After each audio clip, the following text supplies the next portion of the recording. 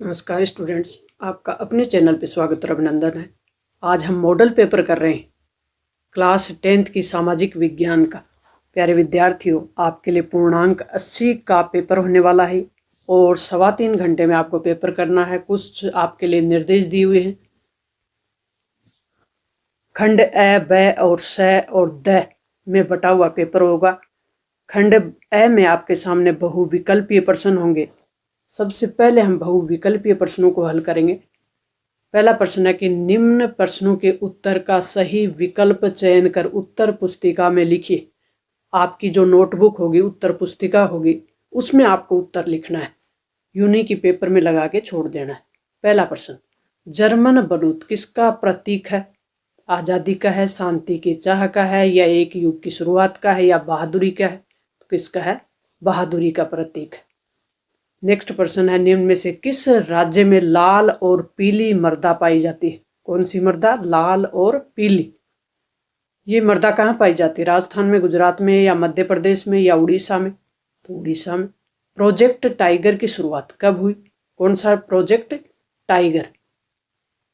1974, 73, 75 या 1976? 1973।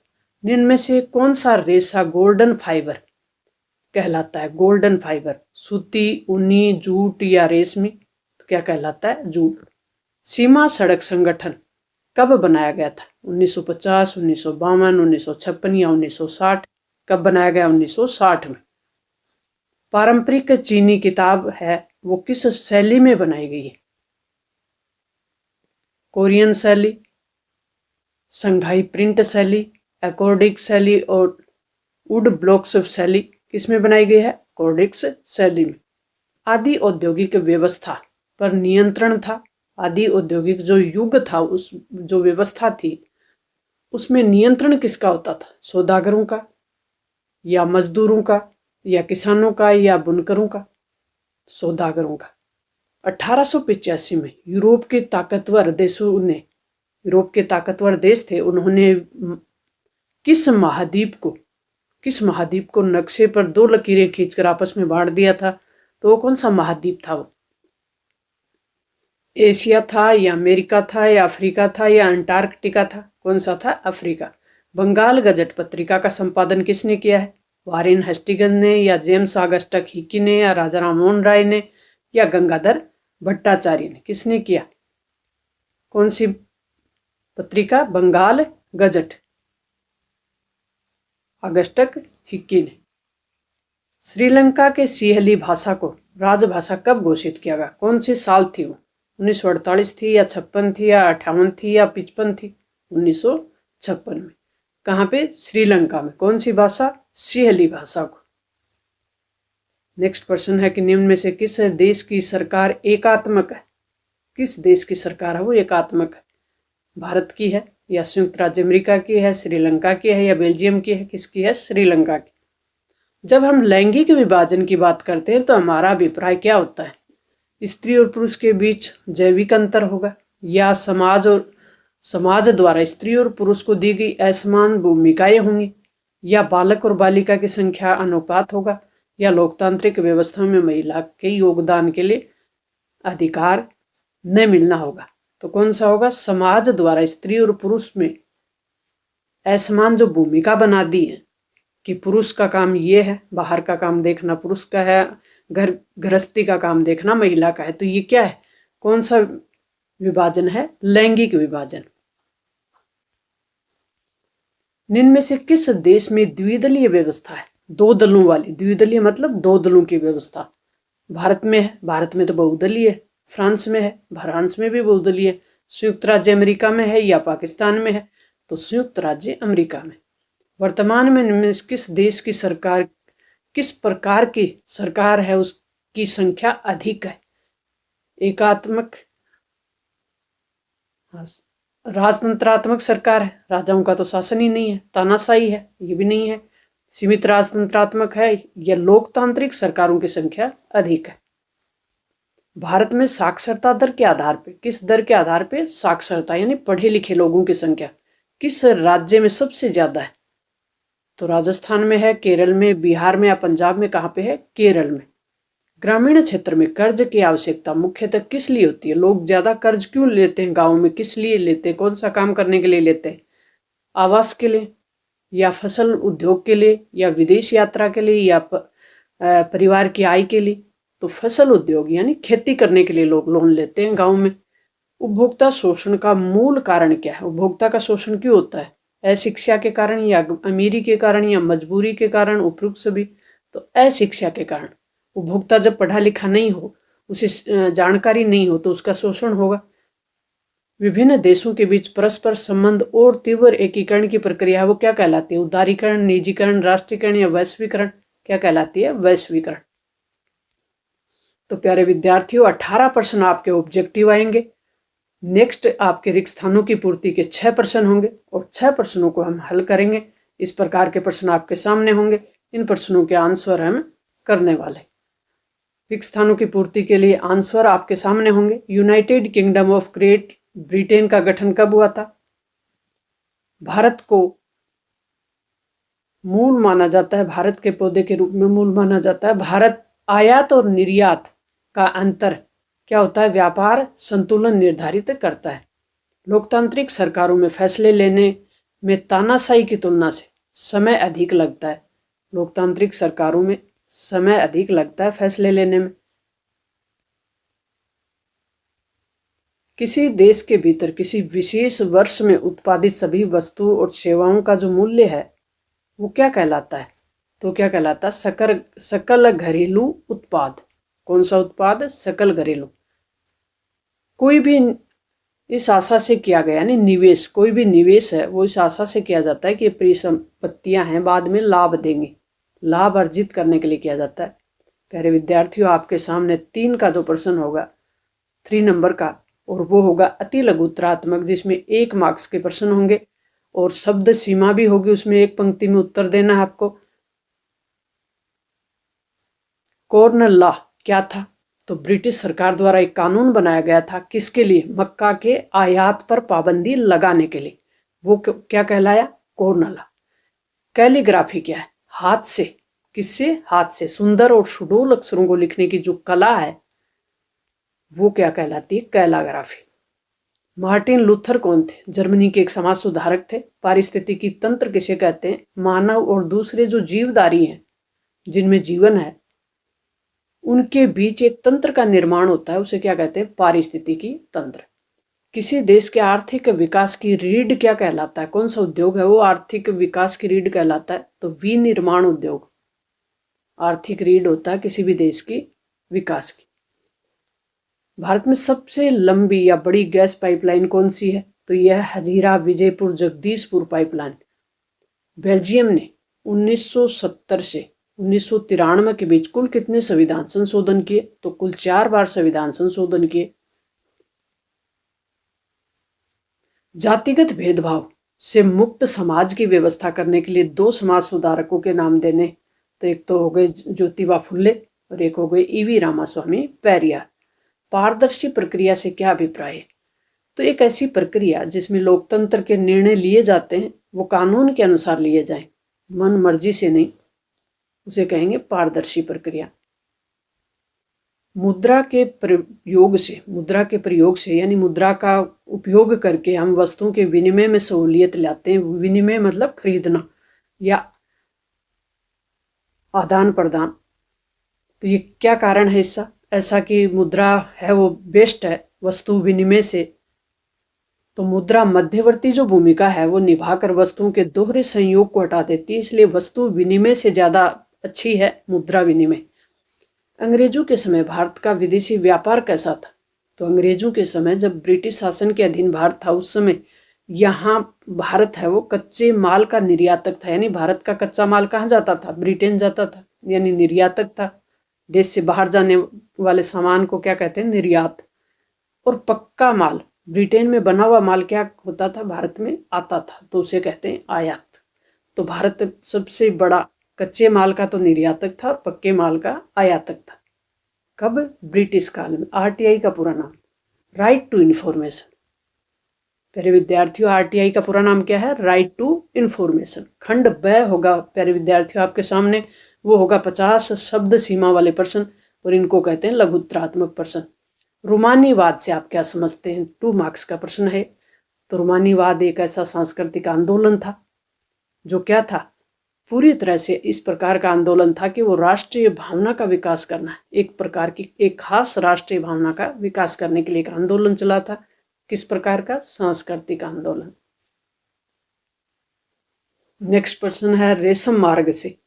रेशम मार्ग से किन वस्तुओं का व्यापार होता था? तो कौन सी वस्तुएं भारत यानी दक्षिणी एशिया महाद्वीप में आती थी और कौन सी वस्तुएं दक्षिणी या एशिया महाद्वीप से जाती थी दूसरे महाद्वीपों में?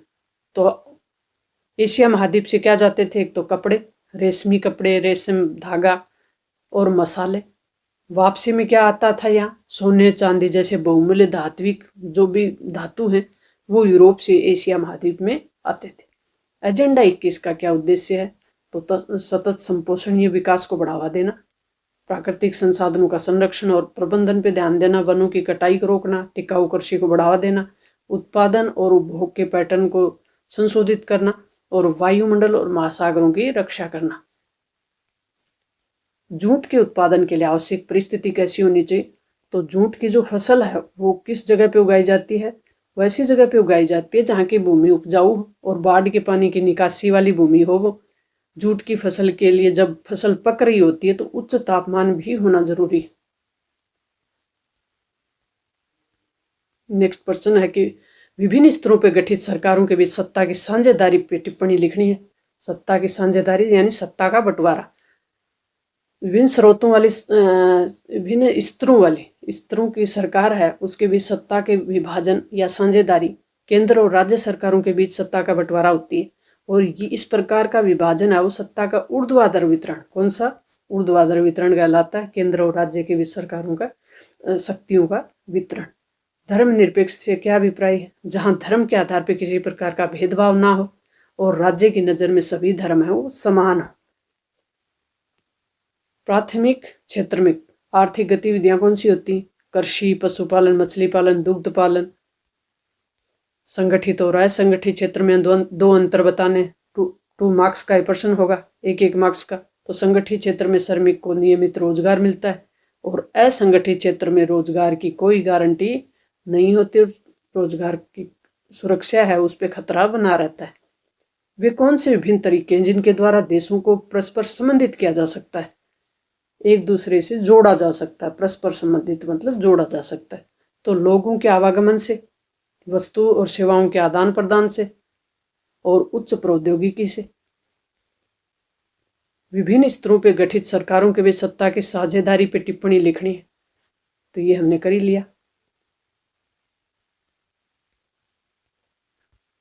नेक्स्ट प्रश्न है कि विकास मापने का यूएनडीपी का मापदंड किन पहलुओं में विश्व बैंक के मापदंड से अलग है? तो विश्व बैंक किस आधार पर मापता है विकास को? वो मापता है प्रति व्यक्ति आय। लेकिन यूएनडीपी है वो प्रति व्यक्ति की आय के साथ साथ शिक्षा यानी शैक्षिक जो स्तर है वहाँ का उसका भी मापन होता है। स्वास्थ्य का स्तर कैसा है उसका भी मापन होता है। तो ये मापदंड बेहतर होता है क्योंकि इसमें 3 फैक्टर होते हैं, एक तो प्रति व्यक्ति आय, शिक्षा और स्वास्थ्य। खंड 6 में आपके सामने प्यारे विद्यार्थियों इस प्रकार के प्रश्न होंगे। 100 शब्द सीमा वाले होंगे। 20वीं सदी के प्रथम दशक में भारत में औद्योगिकरण की व्यवस्था में आए परिवर्तनों का वर्णन कीजिए। 3 मार्क्स का। बुनकरों एवं गुमास्तों के बीच टकराव की स्थिति का क्या प्रभाव पड़ा? तो पहला प्रश्न हम हल करेंगे कि स्वदेशी आंदोलन का प्रसार हुआ उस समय और स्वदेशी आंदोलन के प्रसार होने से विदेशी वस्तुओं का बहिष्कार होने लगा। औद्योगिक समूह अपने सामूहिक हितों के लिए है एकजुट होने लगे। तो औद्योगिक फैक्ट्री वाले जो मालिक थे, समूह के जो लोग थे वो एकजुट होने लगे। भारत में औद्योगिक जो घराने थे, उद्योग थे, वो धागे की बजाय क्या बनाने लग गए? कपड़ा बनाने लग गए। तो 1900 से लेकर 1912 से लेकर 1912 तक भारत में कपड़े का उत्पादन था वो लगभग दुगुना हो गया था। सेकंड अथवा वाला करेंगे। बुनकरों गुमास्तों के बीच टकराव की स्थिति का क्या प्रभाव पड़ा? तो इसका क्या प्रभाव पड़ता है? गुमास्त जो लोग थे बुनकरों के साथ कठोर और अपमानजनक व्यवहार करते थे। इससे जो बुनकर थे वो नाराज रहते थे और वो गांव छोड़कर चले गए। कर्ज लौटाने से भी उन्होंने मना कर दिया। फैक्ट्रियों से निकल गए और वो खेती करने लग गए। कंपनी के विरुद्ध विद्रोह भी कर दिया। बाढ़ के बचाव के लिए 3 सुरक्षा उपाय, एक तो है खड़ीन और एक है जोहड़। खड़ीन और जोहड़ पे लिखनी है टिप्पणी या इसको स्पष्ट करना है, टांका अथवा भूमिगत टैंक। तो ये जो खड़ीन बोले और जोहड़ बोले, ये एक सरल संरचना है जिसमें सतही जल अपवाह को इकट्ठा किया जाता है, यानी बहते हुए जल को इकट्ठा करने के लिए बनाई जाती है। और खड़ीन जल संचय की राजस्थान की पारंपरिक यानी पुरानी तकनीक है और इसका राजस्थान में कृषि के लिए उपयोग किया जाता है। कुंड यानी टांके की बात करें तो टांका यानी इसको कुंड भी कहते हैं और टांका भी पीने के पानी के लिए बनाए जाते हैं। और राजस्थान में मरुस्थलीय इलाकों में बारिश के पानी को इकट्ठा करने की परंपरागत पद्धति यानी पुरानी पद्धति है।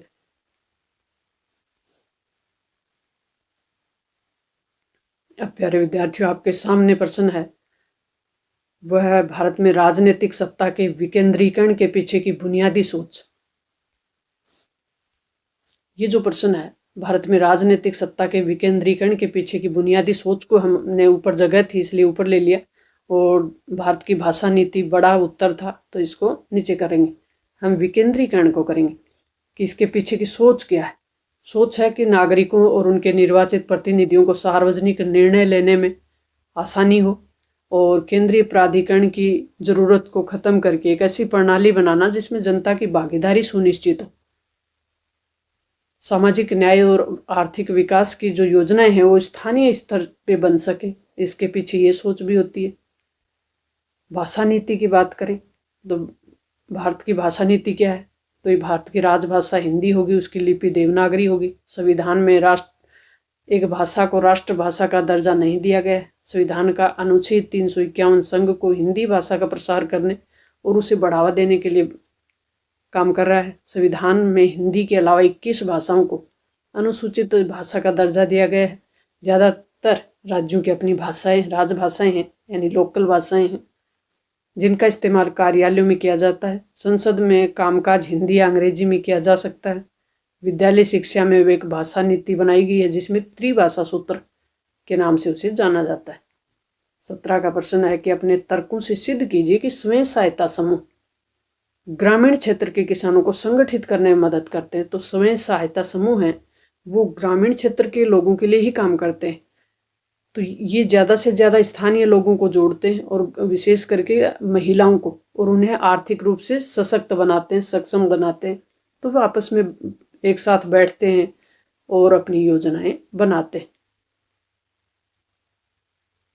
अब हम बात करेंगे इसका सेकंड प्रश्न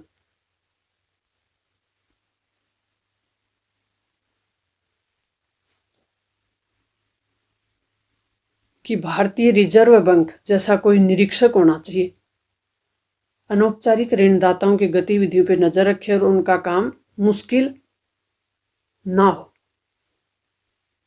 तो इसके लिए क्या करना चाहिए, तो इसके लिए जो अनौपचारिक स्रोत हैं वो कौन से होते हैं, पहले तो ये हमें पता होना चाहिए। स्थानीय जमींदार हैं, मित्र हैं, ये अनौपचारिक स्रोत के प्रमुख, अनौपचारिक ऋण के प्रमुख स्रोत होते हैं। और इनकी जो दर है, ब्याज दर, वो अधिक होती है। इसलिए इनका जो ऋण होता है वो छोटे आकार का होता है। पारदर्शिता और गुणवत्ता इनमें नहीं होती। ये मन माना जो ब्याज दर होती है वो लगाते हैं। इससे ऋण लेने वाले का शोषण होता है और ऋणाधार की जो ज़रूरत है वो भी पूरी नहीं होती, उनको दे नहीं पाते, तो उनका एक प्रकार से शोषण होता है। ऋण के लिए कोई नियंत्रण तंत्र भी नहीं होता और ऋण का लाभ कमाना इनका प्राथमिक उद्देश्य होता है कि ज़्यादा से ज़्यादा हम ब्याज ले सकें, लाभ कमा सकें। नेक्स्ट प्रश्न है वो है सत्याग्रह। गांधी जी का, महात्मा गांधी का सत्याग्रह पे विचार क्या था। सत्याग्रह का अर्थ है सत्य की मांग करना, सत्य के लिए अड़े रहना। सत्याग्रह में अहिंसा, सत्य और आत्म पीड़ा, खुद को पीड़ा पहुंचाने की सोच होती है।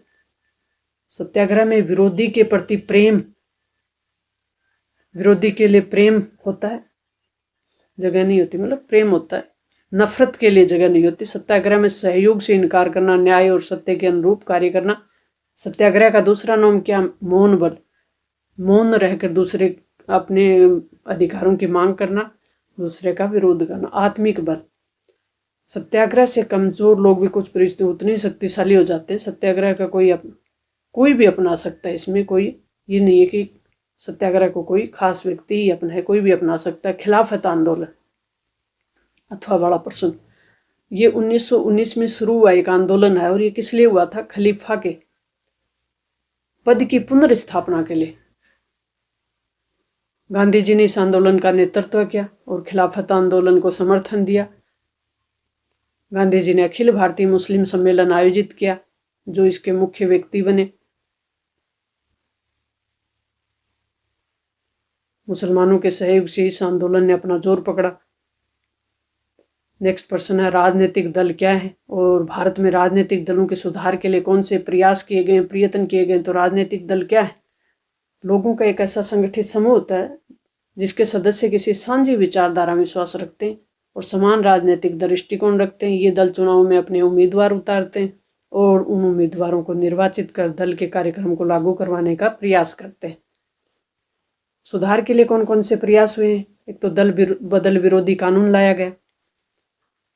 चुनाव में खड़े होने वाले उम्मीदवार के लिए अनिवार्य कर दिया गया कि उसका आपराधिक रिकॉर्ड नहीं होना चाहिए, उसे अपना रिकॉर्ड दिखाना पड़ेगा। संगठनात्मक चुनाव होंगे, आयकर रिटर्न भरना उनके लिए जरूरी होगा।